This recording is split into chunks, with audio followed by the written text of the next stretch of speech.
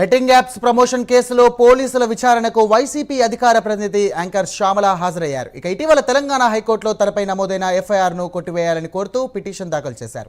దీనిపై విచారణ జరిపిన కోర్టు శ్యామలను అరెస్ట్ చేయవద్దని పోలీసులను ఆదేశించింది. అలాగే పోలీసుల విచారణకు శ్యామల సహకరించాలని సూచించింది. దీంతో కోర్టు ఆదేశాల మేరకు ఇవాళ శ్యామల పంజాగుట్ట పోలీస్ స్టేషన్లో విచారణకు హాజరయ్యారు.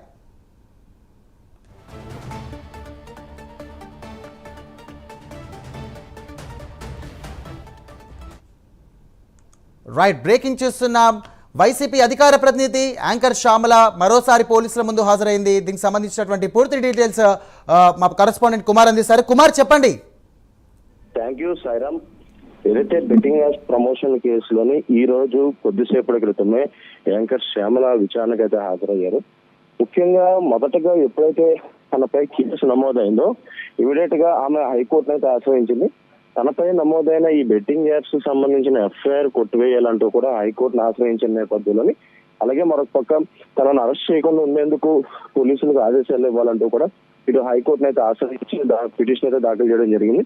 ఈ పిటిషన్ దాఖలు చేసిన తర్వాత హైకోర్టులో కూడా దీనిపై విచారణ జరిగిన తర్వాత ఏదైతే తనను అరెస్ట్ చేయొద్దంటూ కూడా పోలీసులకు ఆదేశాలు ఇస్తూ కూడా ఇటు శ్యామలకు కూడా ఏదైతే ఈ నెల 24 అంటే ఈ రోజు విచారణకి హాజరయ్యి పోలీసులకి సహకరించాలంటూ కూడా హైకోర్టు ఆదేశాలు ఇచ్చింది. ఈ నేపథ్యంలోనే కొద్దిసేపటి క్రితం పంజాగుట్ట పోలీసుల ముందైతే యాంకర్ శ్యామల అయితే హాజరయ్యారు. ఈ బెట్టింగ్ యాప్ ప్రమోషన్ సంబంధించి ఇప్పటికే ఈ కేసులో 4గురిని పోలీసులు అయితే విచారించారు.